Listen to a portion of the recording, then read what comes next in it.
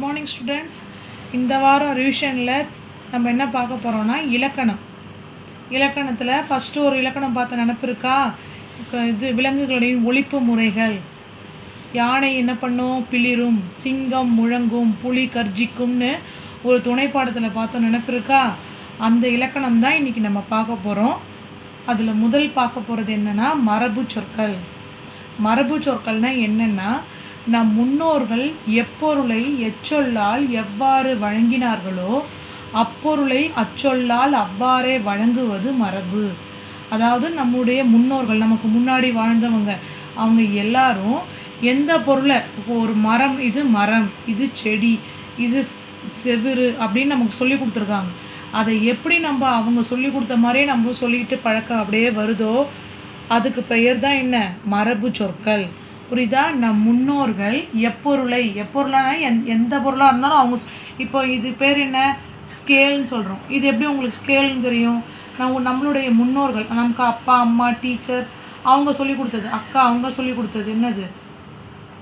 ஸ்கேல்னு சொல்லி கொடுத்தாங்க. அதே மாதிரி எப்பொருளை எச்சொல்லால் எவ்வாறு வழங்கினார்களோ, இது கருவேப்பிலை மரம், இது வேப்பலை மரம், இது மாமரம் அப்படின்னு அவங்க சொல்லி கொடுத்தது நம்ம இப்போ வரைக்கும் அதே தான் சொல்லிகிட்டு இருக்கோம். அதுக்கு பெயர் தான், அவங்க என்னன்னு சொல்லி வழங்கினார்களோ நாமளும் அதே சொல்லி வழங்குறதுக்கு பெயர் தான் மரபு சொற்கள்.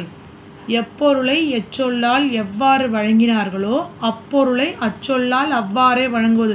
நம்மளும் கொஞ்சம் கூட மாற்றமே இல்லாமல் அவங்க என்ன சொன்னாங்களோ அது அப்படியே திருப்பி வழக்கமாக வர்றதுக்கு பெயர் என்ன? மரபு சொற்கள். அந்த மரபு சொற்களில் சில வகைகள் உண்டு. என்னென்னா ஒலி மரபு சொற்கள். ஒலி மரபு சொற்கள்னால் இப்போ விலங்குகள்லாம் இருக்குது. விலங்குகள், ஒவ்வொரு விலங்குக்கும் ஒவ்வொரு மாதிரி ஒலி எழுப்பும். இப்போ குரங்கு எப்படி ஒலி எழுப்புதுன்னா, குரங்கு அலப்பும்னா இப்போ குரங்குங்கள்லாம் ஒன்று சேர்ந்தால் ஒரு சத்தம் கொடுக்கும். அதுக்கு பெயர் என்ன? குரங்கு அலப்பும். குயில் கூவும். குயில் என்ன செய்யும்? கூவும். குயில் போய் பாடும் சொல்லலாம். ஆனால் குயில் கரையும் சொல்ல முடியுமா? முடியாது. ஏன்னா நம் முன்னோர்கள் என்ன சொல்லி கொடுத்தாங்க? குயில்னா கூவும் அப்படின்னு சொல்லி கொடுத்தாங்க. நம்மளும் அப்படியே தான் சொல்லிகிட்டு இருக்கோம். புரிஞ்சுதா? குயில் என்ன பண்ணும்? கூவும். ஆடு கத்தும். சிங்கம் கர்ஜிக்கும், முழங்கும், எப்படி வேணாலும் சொல்லலாம். நாய் குரைக்கும். புலி உரும்பும். யானை பிளிரும். ஆந்தை அலறும். மயில் அகவும். பாம்பு சீரும். இதெல்லாம் விலங்குகளின் ஒலிப்பு முறைகள். இது மரபு சொற்களுடைய ஒரு வகை. அடுத்த வகை பாருங்க, இளமை பெயர்கள். இப்போ மனுஷங்களில் இப்போ நம்மளெல்லாம் மனிதர்கள்னு சொல்லுவோம். கை குழந்தைய குழந்தைன்னு சொல்லுவோம். அடுத்தது சிறுவர்கள்னு சொல்லுவோம். அப்புறம் இளைஞர்னு சொல்லுவோம் இல்லையா? மனிதர்கள் இதெல்லாம். அதே மாதிரி விலங்குகளுக்கும் குட்டியாக இருக்கிறதுக்கு பேர், ஒவ்வொரு விலங்குக்கும் ஒரு பெயர்கள் வரும். இப்போ ஆட்டு குட்டி என்ன சொல்லுவோம்? ஆட்டுக்குட்டி. கோழியை கோழி குஞ்சு. குதிரை குட்டி, குதிரை சின்னதாக இருந்தால் அது குதிரை குட்டி. குரங்கு குட்டி. மான் கன்றும் சொல்லலாம். இன்னொன்று இதுக்கு கன்று சொல்லுவோம், பசு கன்று சொல்லுவோம் இல்லையா? அதுக்கும் கன்று தான். யானை கன்று, யானைக்கும் கன்று தான். சிங்க குருளை, சிங்க குட்டி, சின்ன குட்டி என்ன சொல்லுவோம்? சிங்க குருளை. புலி பரல், சின்ன புளியெல்லாம் என்ன சொல்லுவோம்? குட்டி புளியெல்லாம் புலி பரல்.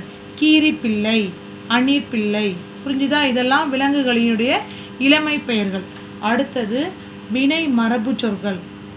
அம்பு எய்தார், ஆடை நெய்தார். இதெல்லாம் எப்படி சொல்லப்பட்டதோ அப்படியே தான் நம்மளும் சொல்லப்படும். அம்பு எய்ய தான் முடியும்.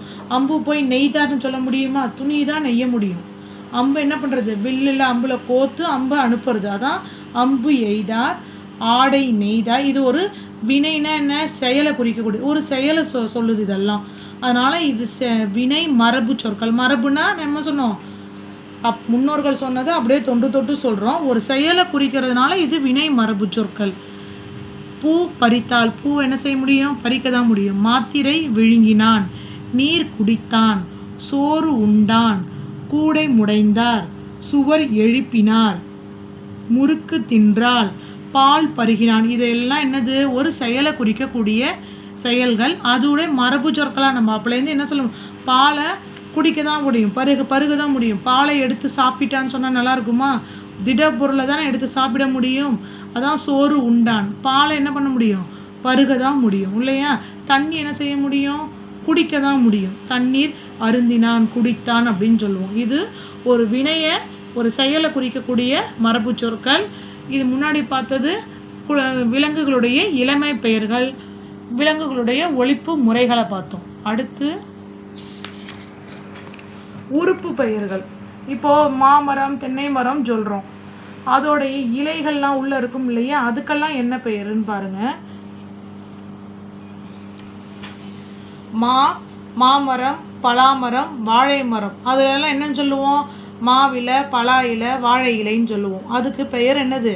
இலை. அப்புறம் ஈச்சம், தென்னை, பனை, இதுக்கெல்லாம் என்ன பேர்? ஓலைன்னு பேர். ஈச்ச மரம், தென்னை மரம், பனை மரம் இருக்கு இல்லையா, அதில் இருக்கிற அந்த இலைக்கு பேர் இலைன்னு சொல்லக்கூடாது, ஓலைன்னு சொல்லணும். இப்போ மாப்பழால் இருக்கிற இலையை இலைன்னு சொல்லுவோம், இதுக்கு ஓலைன்னு பேர். அடுத்து கம்பு, கேழ்வரகு, சோளம், இதுக்கெல்லாம் இது என்னன்னு சொல்லுவோம்? தட்டை. அடுத்தது நெல், புல், திணை, இதுக்கெல்லாம் என்ன சொல்லுவோம்? தாள். அவரை, கத்திரி, முருங்கை, வெள்ளரி, இதெல்லாம் பிஞ்சுன்னு சொல்லுவோம். புரிஞ்சுதா? இது உறுப்பு பெயர்கள். இப்போது உறுப்பு பெயர்கள்னு சொன்னால் சரி, இது தாவரங்களுடைய உறுப்பு பெயர்கள்.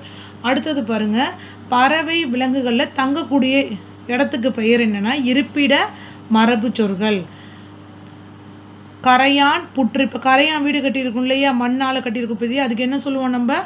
புற்று. கரையான் புற்று, பாம்பு புத்துன்னு சொல்லுவோம் இல்லையா, அது. மாடு கட்டியிருக்க வச்சிருக்க இடத்துக்கு பேர் என்ன? மாட்டு தொழுவம். கோழி வச்சிருக்க இடத்துக்கு பேர் கோழி பண்ணை. சிலந்தி என்ன செய்யும்? வலை பின்னும்.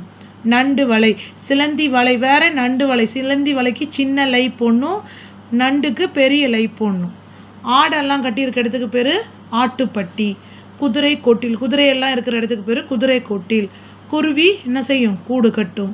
எலி வலை, யானை கூடம். இதெல்லாம் பறவைகள் விலங்குகள் இருக்கக்கூடிய இருப்பிட மரபு சொற்கள். புரிஞ்சுதா? இப்போ கரையான், மாட்டு தொழுவோம், இதெல்லாம் மாற்றி சொன்னால் நல்லா இருக்காது. கரையான் போய் கரையான் தொழுவோம், மாட்டு புற்றுன்னு சொன்னால் நல்லா இருக்குமா? இது மரபு சொற்கள். அது எப்படி சொல்லப்பட்டதோ நம்மளும் அப்படியே சொல்லப்பட்டுருக்கோம். புரிஞ்சுதா? இதுதான் மரபு சொற்கள். இதோடைய ஒளி மரபு சொற்கள், இளமை பெயர், வினை மரபு பெயர், உறுப்பு பெயர், இருப்பிட மரபு சொற்கள். இதோடைய கேள்வி பதில் பார்க்கலாம். மரபு என்றால் என்ன? மரபு என்றால் என்ன? நம் முன்னோர்கள் எப்பொருளை எச்சொல்லால் எவ்வாறு வழங்கினார்களோ அப்பொருளை அச்சொல்லால் அவ்வாறே வழங்குவது மரபு. மரபுனா என்னன்னு சொன்னோம்? நம்ம முன்னோர்கள் எப்பொருளை எச்சொல்லால் எவ்வாறு வழங்கினார்களோ அப்பொருளை அச்சொல்லால் அவ்வாறே வழங்குவது மரபு. அடுத்து இரண்டாவது கொஸ்டின் பாருங்க, கேள்வி பாருங்க. பாடப்பகுதியில் எத்தனை வகையான மரபு சொற்கள் இடம்பெற்றுள்ளன?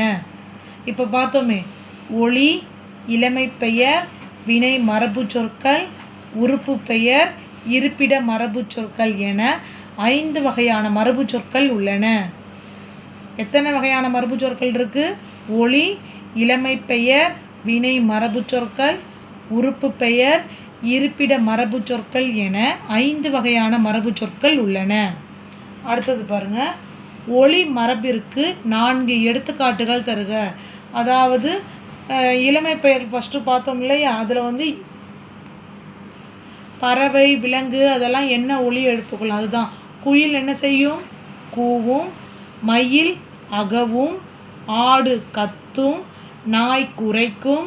சிங்கம் ஏதாவது 4ன்னு கேட்டிருக்காங்க, நம்ம என்ன எழுதலாம்? சிங்கம் கர்ஜிக்கும், யானை பிளிரும், நமக்கு தெரிஞ்சது எழுதலாம். ஏதாவது 4 எழுதினா போதும். புரிஞ்சுதா? ஒளி மரபிற்கான 4 எடுத்துக்காட்டுகள் என்னென்ன? குயில் கூவும், மயில் அகவும், ஆடு கத்தும், நாய் குரைக்கும். ஓகேவா? ஃபஸ்ட்டு இலக்கணம் இது. இன்னொரு இலக்கணம் பார்த்தோம், நினைப்பு இருக்கா நமக்கு? போன வாரம் பார்த்தோமே, போன வாரம் இல்லை, முன்னாடி. பெயர்ச்சொல் வினைச்சொல் என்றால் என்னன்ட்டு. பெயர்ச்சொல்னா என்ன? ஒன்றன் பெயரை குறிக்கும் சொல் பெயர்ச்சொல். ஏதாவது ஒரு பெயரை குறிக்கக்கூடியதுக்கு பெயர் என்ன? ஒரு பொருளோட பெயரை குறிக்கக்கூடியதுக்கு பேர் என்ன? பெயர்ச்சொல். இப்போ இதுக்கு பெயர் என்ன? பேனான்றோம். அதனால் இதுக்கு பெயர் என்ன? பெயர்ச்சொல். ஒரு பெயரை குறித்தா அதுக்கு பெயர் என்ன? பெயர்ச்சொல். ஒரு செயலை, ஒரு வினையை குறிக்கும் சொல் வினைச்சொல். மது பாடல் பாடினாள், அது ஒரு வேலை செய்கிறா இல்லையா, அது வினைச்சொல். ஒரு செயலை குறித்தா அது வினைச்சொல். ஒன்றன் பெயரை குறிக்கும் சொல் பெயர்ச்சொல். அது எடுத்துக்காட்டு என்ன? சாந்தி, வகுப்பறை, சித்திரை, கண், கதிரவன், சந்திரன். இது எல்லாமே ஒரு பெயரை குறித்தா மேடை, இது மின் விசிறி, மின் விளக்கு எல்லாமே என்னது? ஒரு பெயரை குறிக்கிறதுனால அது பெயர்ச்சொல். ஒரு செயலை குறிக்கும் சொல் வினைச்சொல்.